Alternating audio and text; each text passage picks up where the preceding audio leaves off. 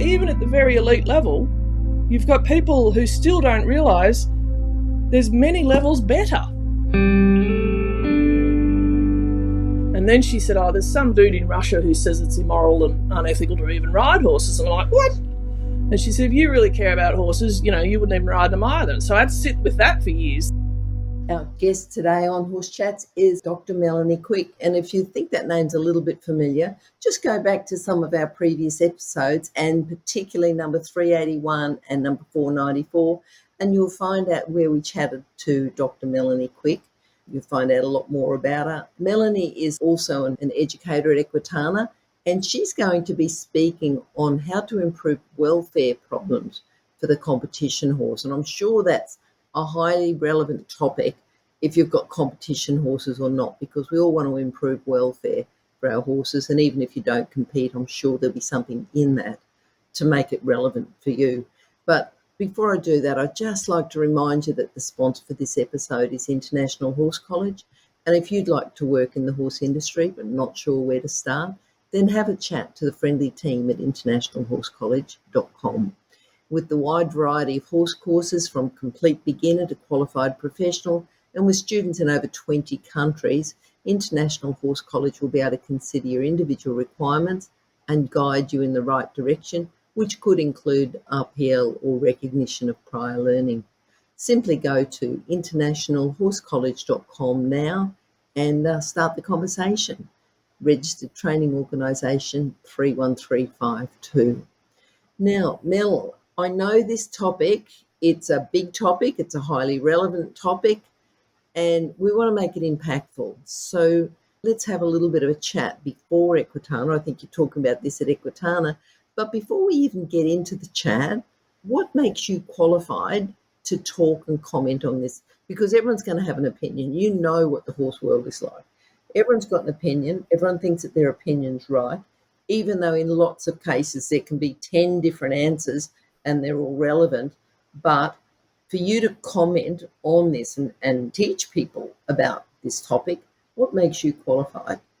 I think probably it's worth me going back to the beginning and saying who I am and where I came from to answer that question, because there's what makes me qualified is the mistakes I've made despite the training I've had. So, the universe thought it would be amusing to create this person who has sort of the genetic capabilities and the physical strength and then the environmental pressure to create someone with relentless ambition combined with terrible imposter syndrome, which made me always continue to pursue what if somebody knew more than me. And from the moment I popped out, I wanted to be the best horse rider and trainer that I could ever be. And in order to be the best horse rider and trainer that I could ever be, combined with trust issues, I thought, well, I better make sure I'm the best horse vet I can be. So from my earliest memories, pre-5-year-old, I wanted to be a top horse rider and trainer and a horse vet. And so my entire childhood and life was tailored towards that with a single-minded goal. And I was competing. I also happened to live near Olympic trainers. So my first trainer when I was 5 was Ruth Emery, who was taught by Franz Moringa, who was one of the riders of the Spanish Riding School. She's where I began, and she trained Australia's gold medal winning show jumping team. So that's where my riding began. And I was, by the time I was 7, I was jumping on that horse, jumping fences that were 4'6" high as a 7-year-old. And I competed in the state eventing championships as a 7-year-old. And then I went on and did state eventing, jumping and dressage championships right through to 21 very successfully. And I trained that little Connemara to Grand Prix level dressage by the time I was 17. I moved down to Victoria. She was in Queensland. Then I moved down to Victoria and just so happened to live near the next Olympic trainer, Warwick Cousins, who was trained by Podolsky. Warwick was Podolsky's only private pupil. And, Podolsky to this day is still considered to be the greatest master of riding that there ever was. He saved the Lipizzaner stallions in the war. And, he's considered the top of the top. So by luck, I happened to live near two people who were at the very top of the game. So from a riding perspective, I thought that I had been taught how to do it well. Then I went to uni, went into vet school because I wanted to be the best vet that I could be for my horses, very selfish reasons. Came out, deliberately found a job with the best lameness vet in the country, Dr. John Van Veenendaal, who was one of the best racetrack veterinarians. Went into working as a racetrack veterinarian and, thought I was being trained well. And then I was going to be a surgeon, so I did an equine medicine membership. And one of my colleagues, Ian Bidstrup, actually said to me, Mel, you should go and do this chiropractic course, which RMIT was running, an animal chiro course. And so I said, chiropractic's rubbish. I've been, riding and training horses for 30 years, and I've seen every quack under the sun come out and say his hip's out of joint, his shoulder's out of joint, his sacroiliac's out of joint, his sciatic's out of joint. It's not even in a joint. So, that's what I was familiar with. So I said, all right then, because this is a measure of how stubborn I am. I paid $16,000 just to prove him wrong. And so I sat there in the course, chiropractic BS, and you lot won't persuade me that it's otherwise. And after sitting there for 2 years, probably being quite an annoying student, I had to eat humble pie and discover that I was wrong. So that was quite shocking. There were horses that I fixed who had unexplainable responses to treatment, and it wasn't coincidence, it wasn't time.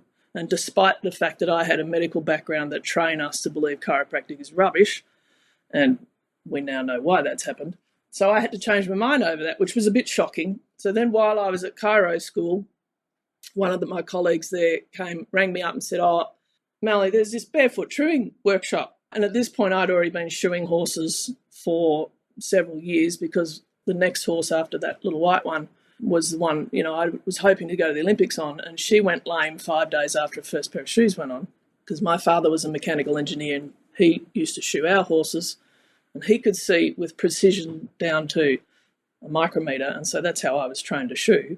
So I'd been shoeing her to keep her sound. So I said to that lady, barefoot's BS, but all right, I'll come and have a look, right? Because I can't stand somebody knowing more than me. It's a bit of a pathological problem I have.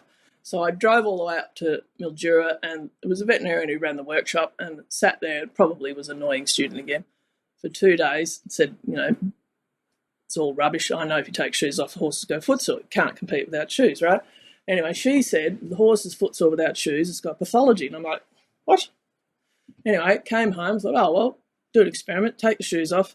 And that horse had subclinical lameness for 8 years. And I trained her to Grand Prix despite that because I was that good at shoeing her. I pulled the shoes off, and 2 weeks later, she was sound for the first time in 8 years. So that was shocking, right? I thought, damn, I'm highly educated, done all my homework, done all the study, and I was wrong twice. Well, then this little kid turns up, because by then I started investigating the whole foot thing, and I think I also did an acupuncture degree at the same time there. So by then I'd collected 4 degrees. And so then this little young kid turns up, 19-year-old girl, was following me around because by then I was starting to teach barefoot trimming, and she wanted to learn about that. And she watched me ride one day, and my mare, as I say, she was doing Grand Prix training, but had a little spooking problem. And so this little kid says to me,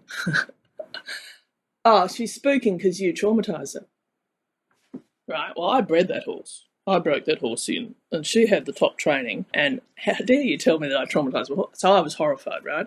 But I've kind of got a Clydesdale temperament, so, you wouldn't have seen that I was horrified. And I process things very much like Clydesdales do, very quiet and doughy.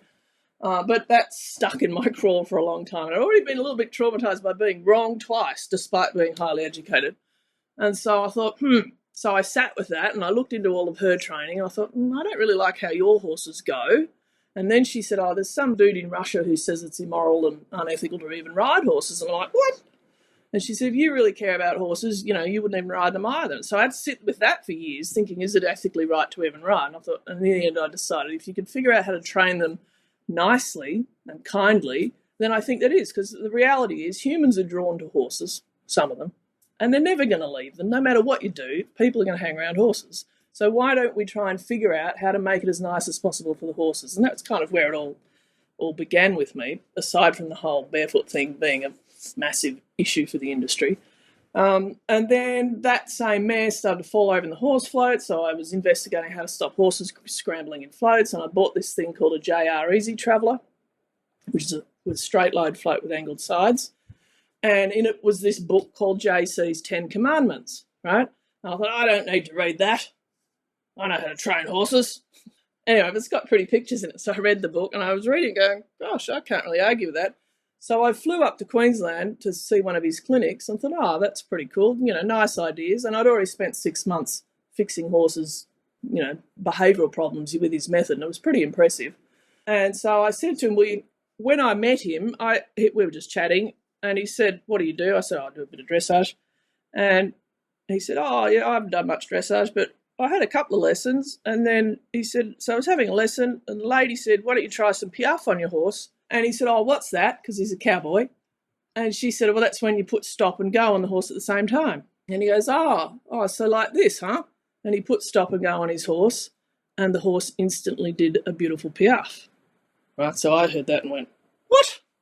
I want me some of that. So I flew him down to Victoria, put on a clinic, hosted a clinic, and I gave him 10 of the most wild, dangerous monster horses you've ever seen. Buckers, bolters, rearers, biters, kickers, unrideable, unhandleable demons. And somebody came up to me at the end of the clinic and said, oh, that was a good clinic, Mel. Pity they were all really quiet horses. Anyway, so I thought this is too good to be true. So then I spent the next 15 years looking into everybody's training methods, because surely I hadn't stumbled across a genius. I'd already been raised by two of them, Ruth Emery and Warwick Cousins, but surely I hadn't stumbled across another legend. And yes, in fact, I have. So somewhere in there I did a saddle fitting course as well. And then throughout my veterinary career, I kind of got a reputation for fixing problem horses, either with, unsolvable lameness issues and unsolvable behavioural issues. And I've probably been paid for the last 40 years to train and break in horses that no one else can handle. So, there's a fair bit of experience from that point of view. But I guess the lesson is, despite my massive education that's been tailored completely towards riding and performance, I was wrong 3 times, wasn't I? So based on that and knowing what I know about how the industry goes, just because somebody might have some gold medals still doesn't mean they haven't got things to learn. And that is a very sobering thing to sit with. And so we will probably discuss some uncomfortable ideas today. And I guess what I'd like people to do is think about, why did you come to horses? Did you get drawn to horses because you love them? Do you love their spirit and their soul? And if so, is it not your duty to try and figure out, can you train them in a way that's less distressing for them? Because all of their obnoxious behaviour, their violence, their chaos, is all them just trying to understand what you're talking about and to stop feeling trapped. So the other advantage I've got is 30 years of being a lameness vet. I get to see everybody's naughty horses. And I say, oh, who broke this one in? Who trained that? So I've got to investigate everybody's training methods and find out which works. And, right now we're getting real concerns in the media about welfare for competition animals. So it's a very topical point. And I guess I'm trying to say that I've already been at this for my whole life. So I've figured out the answers for you. So rather than just criticise people and say, oh, I'm going to give you a yellow card for being too heavy on your horse, which is good. British Horse Society's just produced that 11 hours ago. That's come out that they're going to monitor their competitions better and yellow card people for being rough. It doesn't solve their problem. You need to give people the answer to the problem, because you can't ask people to change if you don't tell them how to fix it. Hopefully we'll be able to cover that a little bit today. Yep. And that's why I think I am uniquely qualified, because I can examine the horse from a pain point of view, I can examine the spine from a pain point of view, and I have 50 years of riding horses, 40 years of being paid to train them, and not train easy ones, train all the ones no one wants to touch. And so that gives me a very unique perspective on the whole problem. I certainly agree. I think with that background, you've got a very, very unique background. if you talk to a lot of horse people, they will say, of course I'm concerned about horse welfare. Of course I want to improve the connection with my horse. Of course I don't want my horse to be in pain. However, just because they want it doesn't mean that they have got it. There's Well, a lot of, we've got to learn absolutely. to, and I think you're the ideal person to teach that. Yes, and it's still surprising. So, I've told the story of my mistakes despite my education, and because the lesson there is, and I have worked on the most expensive horses in this country, in racing, in dressage, jumping, I have touched the handle the $1 million horses. And even today, I got told a story about a Grand Prix trainer who said, and I quote, "What do you want to do a saddle fit for? You don't need to do that." So, just because they're famous and just because they've got lots of ribbons and trophies and medals doesn't mean they still don't have things to learn. And so the people I find who are more inclined to investigate and find answers to their problems are those without the money and without the ability to go buy another horse. And so they're the ones who'll turn up to Equitana and listen to all the trainers and, because they're trying to solve their problem. And they're probably not the people who put the pressure on the horses to put spur holes in their sides and do the crueler things, because they don't have the strength, they don't have the courage, and they don't have the wherewithal to do it. It's the ones who can ride and compete. They don't turn up to things because they're happy with how they're doing it. They're winning their ribbons, and they think it's normal to have to work a horse for 4 hours before you go in the ring. That's not normal. When I was at vet school, one of the things they said to us that young veterinarians will struggle with is the biggest problem vets will suffer from is failure to recognise normal. Now, I can't remember which teacher said that, but when it was said to me, I thought, what? How on earth could you not recognise normal? That's really weird. But that stuck with me for years. Still, I see it every day in the industry. People don't recognise normal. People don't know what a normal hoof capsule is meant to look like. To this day, they still don't know what a normal foot looks like. They don't know what a normal back looks like. I saw one of the pictures of one of the eventing horses at the Olympics walking along before the vet check or whatever, and the horse has no top line. And if I met that as a client, I would say to that rider, that horse doesn't have enough muscle to be ridden. What are you riding it for? We need to fix its back. Well, the industry thinks it's normal. It's about to go out and perform at the Olympics. So even at the very elite level, you've got people who still don't realise there's many levels better. And horses are such amazing animals that they can win and do what we ask despite being profoundly compromised. So all of us need to strive and say, can I make it nicer for the horse? Can I make the horse healthier and happier? And can I communicate better? Just because they're good at it and they won ribbons doesn't mean they know. Do you think it's more to do with competition horses, or is it more the competition horses, people more worried about their performance so they get them checked out more? I think that everybody genuinely wants to do well. Nobody raises a kid and abuses it on purpose, do they? Everybody does the best they can with the knowledge that they have. So at no point do I blame anybody. I just think the more successful you get, the easier it is for you to think that you've ticked all the boxes. The easier it is for you to stop investigation. It's the people who aren't succeeding who are turning over every stone to try to better themselves because they already feel like they're not good enough. But the better you get at stuff, the easier it is to get complacent and think you've done your homework and that you've done your study and your research and your investigation, but you might still have more learning to do. And the industry thinks it's normal to have spur holes in their sides. When I was young, I never saw that, but I see it all the time now. The industry thinks it's normal to have cut lips in their pull on the bit so hard that they've got their lips cut. And they don't, I go into top barns and it's all sports. I'm not picking on one horse sport in particular. Every part of the industry needs to improve itself. They're all the same in my book. But, it's not normal to have cut lips and put gadgets on to force their head down and make them go. But they think it is. Do you see what I mean? So there's a big education deficit that we somehow need to overcome, and we somehow need to inspire people to say, oh, hang on a minute, that person just rode the daylights out of that horse for an hour before he went in the ring. Well, guess what? That's not normal. I can hop on my horse because particularly well, I mean, I'm very spoiled. I have Olympic training from people coming almost indirectly out of the Spanish riding school. So, I have a background nobody else has. So I've never had a problem with my horses. And add John Chatterton's training to that, and it's just literally I can hop on my horse and he's perfect in.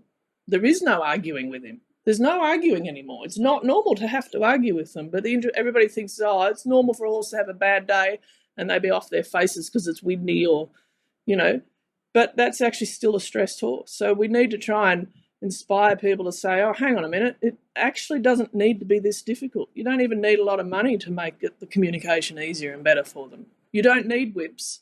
The first horse I trained to Grand Prix, I never used a curb bit. Didn't want to. My teachers told me you don't need a curb bit. But I did use whip and spurs. And then the second horse I trained to Grand Prix, I didn't never put spurs on her because that was my goal, right? Now my third horse still hasn't been broken to the saddle, but he's already training FEI level and he's bitless, bareback and shoeless. So, and for me that's fun because I want to get him to Grand Prix, never put a bit in his mouth. And it's totally, he comes up into his frame and he's amazing to ride and he's great fun to ride. So much fun, so responsive, so light. I don't use a whip. I don't use a bit. I don't need spurs.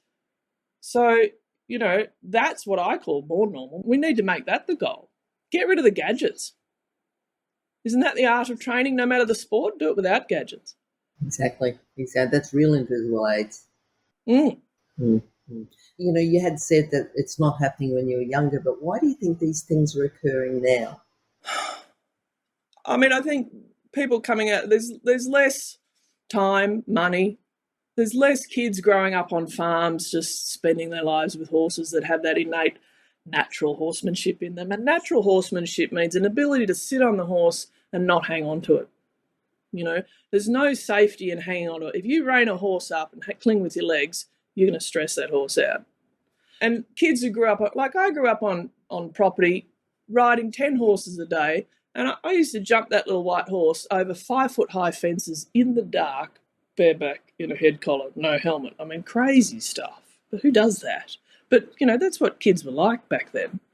So, that just gives you an ability to sit on a horse that using your own core balance without hanging off the mouth. And the other issue that's changed is, particularly in the warm bloods, they have been bred, they're springboks now. They can bounce. They just trot along being lazy and they're floating a foot off the ground. They'll canter along and they're still, 2 foot off the ground. If those things do a little spook or a leap, well, you're nearly 10 foot up in the air. So they're much more difficult horses to ride than what was around 30 years ago. And you've got parents buying kids young, $100,000 horses, put a 15, 16, 17, 18-year-old kid on it. Well, that horse literally jumps the kid off, doesn't it? So because these horses have got so much more power, they're a lot harder to ride, so people start hanging on more. I mean, I think that's why you're seeing so much more rolka these days, because they actually have no way to control such a powerful animal. I think that's what's made it all worse. So the horses get hung on to more, they start rushing and boring through the bit. That's why you're seeing all the blue tongues. Or they just stop going because they've got the front door shut so tight with the heavy rein contact. Then they start digging with the spurs. And it all spirals downhill from there. If you go and watch, and it sounds like I'm picking on dressage at the moment, but I'm just saying it's in all industries, everybody's got problems, but dressage is a topical one for the minute. Go back and, watch the Spanish riding school. I shared a post the other day showing one of the performances in Vienna at the Spanish riding school. Every single stallion is in perfect self-carriage. The curb rein was never touched and the reins are loose. That's what collection was. Collection was self-carriage. We literally have almost no contact. You go back and look at Rainer Klimke's gold medal winning performance. His horse is in self-carriage. He has very little contact. You didn't see any of that at the Olympics now, do you? They're all hanging off the reins because the horses, tense and rushing, and you start seeing these trots with the front legs going up, nearly hitting them in the chin, and the hind cannon bone's not parallel to the forearm. So they're hanging out, they're, hollow-backed, hindquarters not engaged. I mean, they might be scoring 80%, 85%, world record scores because they're so flamboyant in the front legs, but the back end's not there. The rule was hind cannon bone must always be parallel to the front forearm. That's not happening these days, is it? And you're certainly not seeing self-carriage, but they're very volatile horses. So you had said education. Is that how the problems are going to be solved? Is it just education? Is it regulation? Tell us the way that you think we can solve these problems. I think it begins with, number one, the beginning of the life for the young horse. If you wean that horse properly and don't give it emotional trauma from losing its mother in a way that makes it forever have separation anxiety. So, the poor old thoroughbreds, there's some people weaning at 3 and 4 months. Right? There's a book you could go out and read called The Science of Parenting by Margot Sunderland. She talks about how to create psychopathic humans. And it's all to do with nurturing, or the lack thereof, right? And you may not need the milk for your nutritional health beyond a certain level, but you need the bonding with the mother to actually grow the appropriate folds in your brain to become a balanced human. And they've done this with animal studies and human studies. And if premature children who lose their parents because somebody goes into hospital, children who have the death of a parent, if they look at them over life, they have more anxiety or more anger because they haven't had the nurturing bond. And they've proven this in animals too. So the same thing, if you take that animal, puppy, kitten, foal, away from its mother too young, then you're going to create someone who hasn't had the bonding time, therefore the brain and the social behavioural development and the self-regulation, the emotional regulation. You're taking away his ability to grow that. So you generate animals who are more anxious and more volatile. So it starts there. So don't wean them at 3 months. Don't even wean them at 6 months. Leave them on the mare as long as you can. And then when you do wean them, pop a yard in the paddock, put the mare in the yard, and the foal is outside the yard with an older, sensible uncle or aunt, and have the yard so the foal can poke his head through the rails and still drink from the mother whenever he wants. And you just leave the mare in the yard, and then the foal, when you see that foal's wandered off and gone off with the aunt or the uncle and stops coming back to the mare, that might take 2 or 3 weeks, then you can sneak the mare away. And the foal's like, what? Oh, didn't it? Who's my mum? Don't know who she is, don't care, right? So they don't even know they got weaned. And that's how you can do it without creating these monsters who have horrific separation anxiety, because that sets them all up to be rushing horses who then need riders to hang on their bits too much. So that's the first thing. Everybody needs to learn how to wean horses properly in a less traumatic manner. Because if you run all the foals into the barn and take the mares out the other door, and they're all like, oh my God, I lost my mum and I'm only 6 months old and I haven't had all my proper social development, I haven't even grown the brain to self-nurture and calm myself down. Well, you've set them up with a brain that's going to be easily destabilised in the first place. That's the first thing that needs fixing. The second thing that needs fixing is people need to start handling foals, learn, as I say, I've checked everybody's training method out. No one beats John Chatterton. Everyone needs to go read his book. You can go and buy it online, johnchatterton.com.au. I'm not being sponsored by him. Have a read and see what he says. But his foal handling methods, he can, and I've done it, he can catch and trim all 4 feet on a foal without a head collar. And not many people can do that, can they? Doesn't need a head collar to train the young foal to have his feet picked up. So all of that starts them off to be far more sensible and less stressed about humans. And the same thing going into their breakers. Most people don't know how to long rein a horse anymore. Well, how do you teach a horse to steer, stop, bend or go if you don't teach it long reining? You can't just jump on a horse and ride off. It doesn't work. The horse is like, what? What are legs? What is the reins? I see horses come out of Europe, $1 million horses, right? Imported from Europe, the best stables in Germany. Australian riders get on them, they won't go. Why? Well, Australian riders, some say that we don't have as strong a seats as the Europeans and we don't ride the same way. And so the horses tend to say, I don't care, I'm not going to listen to you, right? And so they get me in as the vet to investigate what's wrong with the horse. Is pain causing the problem? And oftentimes, not really. And sometimes I'll even hop on the horse because I'm trying to figure out, is it, subclinical lameness or not? And I hop on the horse and I go to steer or do anything, and the horse says, what? I don't even know what you're talking about. And I'm like, well, hang on, hop off, touch the bit. Horse just locks its chin against the bit. I'm like, this horse has not been mouthed. Doesn't know how to steer, stop, bend or go. I don't care if it's an FEI level dressage horse. I don't care if it's an X-level jumping horse. Doesn't know what you're talking about. That's why you're having trouble. Need to break it in again. So that's what I'm saying. We need to fix our young horse training. And then you won't need so much pressure out in the ring. You know, teach them what steer, stop, bend and go means. You don't need your spurs. You don't need the whips. You don't need blue tongues. So we need to somehow inspire people to, when they see all of these things happening, say, hang on a minute, I heard a story about some bloke who can get piaffe with just saying stop and go at the same time and nothing more exciting than that. I heard a story about a bloke who can trim horses' feet with no head collar on. Meanwhile, I can't even catch my horse. So, you know, there's a lot to be done in informing people that there's nicer ways out there. And it starts at the top. I'm listening to you speak and I just think, oh, you're one of the people I've got to highlight in my program and go and see with Equitana. You know, I'm really, really interested. I know you're teaching on Thursday and Friday. Yeah. Give us a bit of an overview. You've got pain-free horse identifying and resolve problems. First of all, just give us an overview about Thursday. Well, before I want to go and train a horse to behave itself, because this training is so amazing, you can teach them through anything and very quickly. All right, today I will get back to your question, but just as an aside, I was teaching a horse. I debucked a horse for a lady today because she bought this nice 16-year-old horse and he bucked her off, and he was meant to be a push-button horse that had nothing wrong. And the issue is he's come to her, she's improved his hoof care, so he's feeling happier. He's feeling healthier. He's got a better mineral status, so he's, you know, feeling much healthier in himself. So he's a bit more exuberant. And so when she said canter, he said, "Woohoo, exciting!" Bucked her off. I said, "Well, we need to debuck him." So I debucked him today, and it only took 45 minutes. And at the end of the lesson, when she led him away, he kept turning around and looking because he wanted me.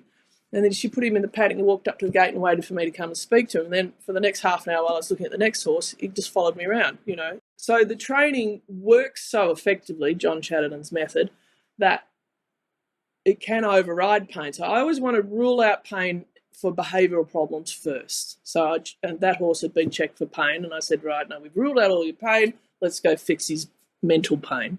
So the session on Thursday at Equitana is about teaching people how to look for the more subtle signs of pain. You know, what are the naughty behaviours, rearing, bolting, bucking, biting, spooking, are all actually symptoms of a horse who's potentially trying to tell you that he's in pain. So I just try and talk to people and show them simple checks that they can do themselves to see whether they need to go and get a professional in to sort out the pain. Great. Now, Friday, you've got training difficult and young horses.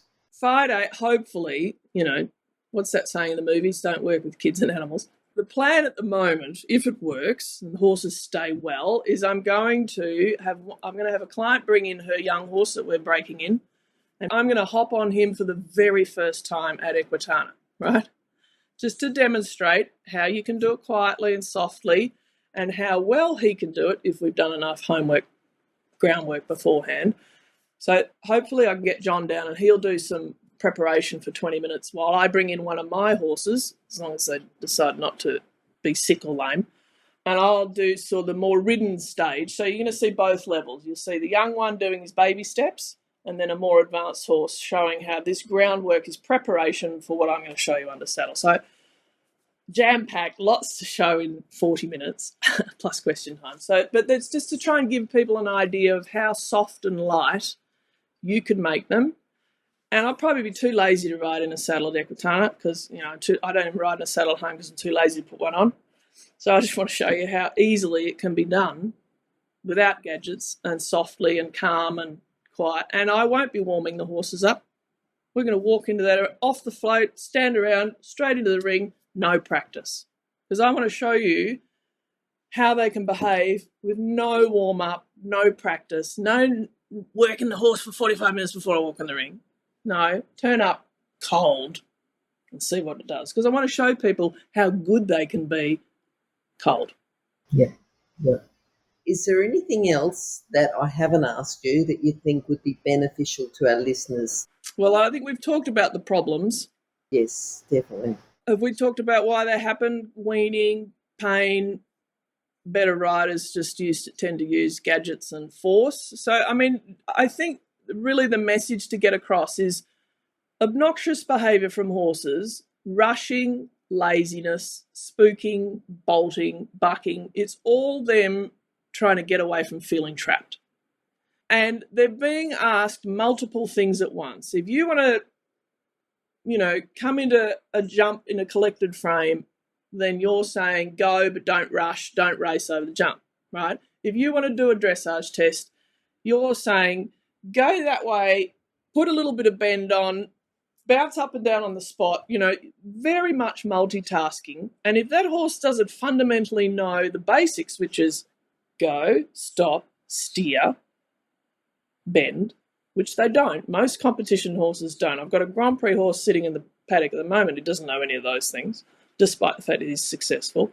That's where you get the confusion. And as soon as they get confused, they start resisting, and then the riders start putting more pressure on them. So all of that naughty behaviour, the resistance, it's not normal. It's just a confused horse who's just going, I don't know what you want. I'm just going to either lock up and forget it and ignore you, or I'm going to explode.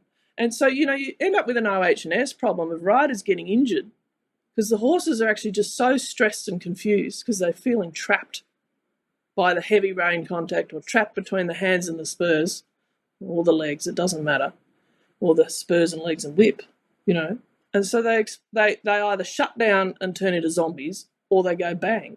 And so we've got people getting injured unnecessarily. You've got horses getting injured unnecessarily. And you've got people on social media saying, oh, that looks terrible, what are you doing, cruel? All because the foundation somehow, and this is the beauty of John. So I got trained by two trainers who came out of the Spanish riding school, and they were amazing. And my horses were really nice horses. Right? They're untalented horses, but they were trained. They were very nice horses to ride. Well, John Chattenan's added a layer in there. So I kind of think of it as everybody's training starts with small words. The cat sat on the mat. But they forgot to teach the horses the alphabet. A, B, C, D, E, F, G, And I think that's where the amazing stuff about John's work is he comes in and teaches them the alphabet. You teach people to read with an alphabet, and then you teach them little words, and then you make the words bigger, and then 12 years later you do HSC. Well, we come in and teach horses 5-letter words, and then we say, right, off you go and do year 10 exams. Well, no wonder they're going to fight you. And as soon as they start fighting, you either get a better rider to discipline them and bully them, often with gadgets, or, you just bash them up until they go. And nobody wants to bash them up, but they just don't know that there's actually a way to do it that's way less traumatic for everybody concerned. And it's faster. Not that it's meant to be about speed, but it's way faster if you teach them the alphabet first. And if you don't have weaning trauma in them. And if you don't have other people when they're handling them, when they're doing their feet or their just general young life, pushing them around and trapping them when they're getting treated. It makes a big difference to the competition animal. So I think probably, what else can we do aside from better education is I think in the jumping, in the dressage, all of the sports, we need to start allocating points for softness. Are you on the bit without rein contact? Have you got true collection? We've lost the definition of true collection. Can you come into the jump and not punch the horse in the mouth with your hands and pull it up and smack it in the head? Give points for softness when they're competing. Bonus 5 points, bonus 10 points, whatever. Start scoring points for peaceful, beautiful, quiet riding.